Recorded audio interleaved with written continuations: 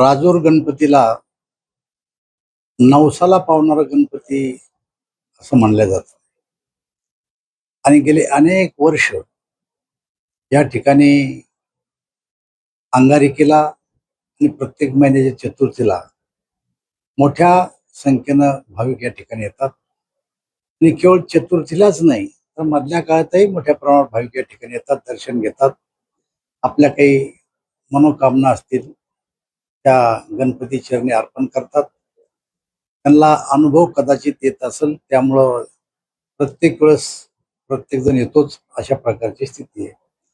परंतु संस्थान म्हणून या ठिकाणी त्यांच्या ज्या काही व्यवस्था आहेत त्या व्यवस्था उभा करण्याचं काम संस्थांच्या वतीनं, ग्रामपंचायतच्या वतीनं या ठिकाणी केलं जातं. केवळ आम्हीच व्यवस्था उभ्या करतो असं नाही आहे, तर या संस्थांना महिला आणि पुरुष म्हणून 8,500 सेवेकरी आहेत आणि प्रत्येक महिलांचा एक गट हा 3 तास सेवा या ठिकाणी देतो. अशा चक्रकार पद्धतीनं 8,500 महिला आणि पुरुषांच्या ड्युट्या आम्ही या ठिकाणी लावलेल्या आहेत आणि या परिसराची स्वच्छता करणं ही जबाबदारी त्यांच्यावर आहे. खरं तर या गणपतीचं फार मोठं महत्त्व आहे. केवळ जिल्ह्यातून नाही तर महाराष्ट्रातून भाविक या ठिकाणी येतात आणि भाविकांना आल्यानंतर या ठिकाणी थांबण्याची, या ठिकाणी वेगळी व्यवस्था सुद्धा आम्ही केलेली आहे. रस्त्याला सुद्धा चहा, पाणी, नाश्ता ज्या ज्या गावाच्या जवळून ते येतात किंवा ज्या फाट्यावर ते थांबतात त्या ठिकाणी सगळे गावकरी त्यांची सेवा सुद्धा त्या ठिकाणी करतात. आज आपण जर बघितलं तर जालन्यापासून राजूरपर्यंत 30 किलोमीटर बाय रोड जर व्हेकलने यायचं असेल तर 4 तास लागतात. एवढी ट्रॉफिक आहे त्या ठिकाणी. चारही बाजूचे रस्ते राजूरपासून तर फुलंब्रीपर्यंत, राजूरपासून तर भोकरदनपर्यंत, राजूरपासून तर देवळगाव राजापर्यंत आणि राजूरपासून तर जालन्यापर्यंत चारही रस्ते पायी चालणारी संख्या मोठ्या प्रमाणात आहे आणि प्रामुख्याने चतुर्थीला लोक पायीच येतात. मोठ्या प्रमाणात पायीच येतात. 12 वाजता आम्ही इथं दर्शनाची सोय करतो. जो कोणी पहिला भाविक येईल त्या भाविकाचा आम्ही संस्थांच्या वतीने सत्कार करतो. मला असं वाटतं की या राज्यामध्ये पायी येणाऱ्यांपैकी एक पंढरपूर आणि नंतर राजूर अशी 2 संस्थानं आत्ता आम्ही पाहिलेल्यापैकी संस्थान आहे. दादा आता प्रचंड ऊन आहे, 41-42च्या पुढं टेम्परेचर आहे आणि पायी येणाऱ्या भाविकांसाठी आरोग्याच्या त्याच्या काय सुविधा आपल्या संस्थेच्या वतीने? या ठिकाणी 2 ॲम्ब्युलन्स आहेत. एक कार्डियक ॲम्ब्युलन्स आहे, एक दुसरी ॲम्ब्युलन्स आहे आणि या ठिकाणी पब्लिक हेल्थ सेंटरना त्यांचं एक 2 पथक या ठिकाणी ठेवलेले आहेत. इमर्जन्सीमध्ये जर काही झालं तर त्यांना दवाखान्यात पोहोचवण्या इथपर्यंत संस्थान काळजी घेत आहे. खूप सारे भाविक येतात आणि त्याच्यानंतर पाण्याची सोय असेल, त्याच्यानंतर ॲम्ब्युलन्स दिलेले आहे बऱ्याचशे आणि गर्दी पण खूप वाढली. हे प्रत्येक वेळेचं नियोजन आहे या संस्थांच्या वतीने काटेकोरपणे पद्धतीने पालन केलं जातं. त्याबद्दल काय सांगाल? बघा, एक चतुर्थीमध्ये ज्या काही आम्हाला अडचणी येतील त्या अडचणीचा आम्ही नोट करतो आणि त्या अडचणी पुढच्या चतुर्थीला सोडवण्याचा आम्ही प्रयत्न करतो. आमच्याकडं अंडरग्राऊंड दर्शन रांग आहे. आमच्या लक्षात असं आलं की हा उन्हाळा खूप हॉट आहे, 42-43चं टेम्परेचर आहे आणि त्या ठिकाणी जर भाविक खाली गेले तर खूप गरमी होईल. काय केलं पाहिजे म्हणून आम्ही सर्व संस्थांचे पदाधिकारी बसलो आणि एक निर्णय केला की त्या ठिकाणी डक्टिंग करून चिलिंग कसं करता येण्याचा आम्ही प्रयत्न केला. त्या ठिकाणी आम्ही कूलर बसवले. जवळपास 55 लाख रुपये खर्च करून पहिल्यांदा या अंगारिकेला आम्ही कूलर बसवलेले.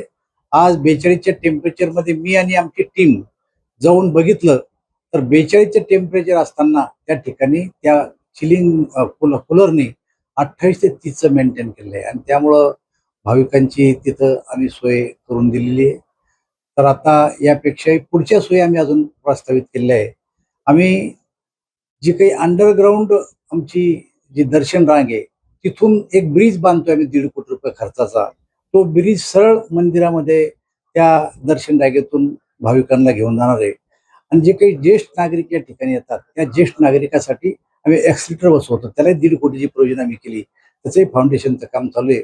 मला असं वाटतं की सप्टेंबरमध्ये पुढची अंगारिका आहे तोपर्यंत आम्ही एक्सिलेटर बसवू आणि ब्रिजचं काम सुद्धा पूर्ण करू. दादा राजूर संस्थानला याचा देवस्थानाचा दर्जा प्राप्त झाला, चांगला मोठ्या प्रमाणात एक दर्जा प्राप्त झाला.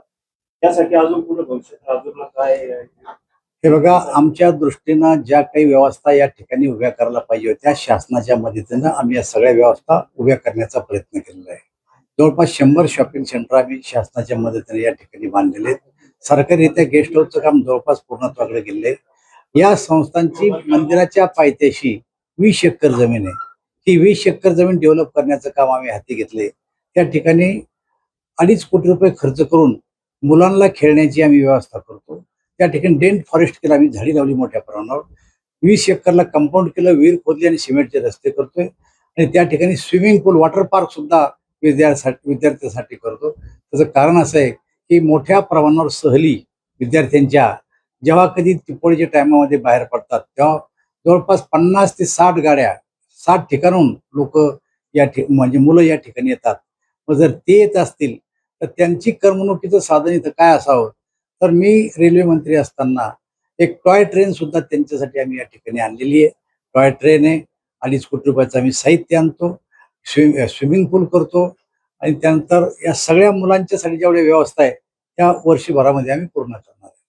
आता तुम्ही खासदार असताना एक गाव राजूर हे गाव दत्तक घेतलेलं होतं आणि एक खूप मोठ्या प्रमाणात विकास निधी आणलेला होता. त्या अनुषंगाने राजूरमध्ये आता खूप सारं डेव्हलपमेंट झाले. प्रधानमंत्र्यांची कल्पना होती की प्रत्येक खासदारने एक गाव आदर्श संसदग्राम म्हणून घेतलं पाहिजे आणि त्याचे काही सूत्र ठरवून दिले होते की त्या गावाची विजेची व्यवस्था कशी असली पाहिजे, त्या गावाची रोड कशी असली पाहिजे, त्या गावात आरोग्याच्या सोयी आणि शिक्षण कसं असलं पाहिजे. आणि त्यामुळं आम्ही प्राधान्यानं राजूर हे माझ्या लोकसभा मतदारसंघातलं घेतलं होतं. आणि आपण बघत असेल तर राजूरला आम्ही सेंटर केलं. राजूर पासून तर संभाजीनगरपर्यंत सिमेंटचा रस्ता केला, राजूर पासून तर इकडे बुलढाणा चिखलीपर्यंत सिमेंटचा रस्ता केला, राजूर पासून जालन्यापर्यंत सिमेंटचा रस्ता केला आणि राजूर पासून तर हसनाबाद मार्गे भोकरचा सिमेंटचा रस्ता केला. म्हणजे कनेक्टिव्हिटी वाढवली आम्ही. पिण्याच्या पाण्याचे 20 कोटी रुपये खर्च करून बाणेगावच्या धरणावर आम्ही या ठिकाणी पाणी आणलं.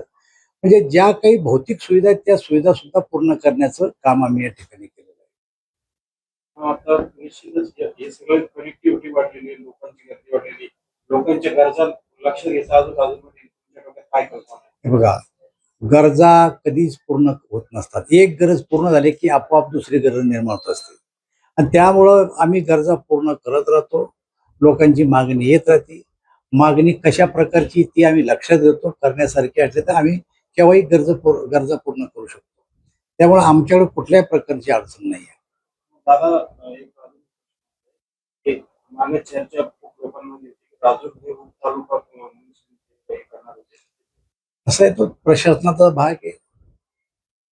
प्रशासन काय विचार करतं त्याच्यावर अवलंबून आहे. संस्थांचे ते काम नाही आहे आणि मी आज तुमच्याशी संस्थान म्हणून बोलतोय, सरकार म्हणून नाही.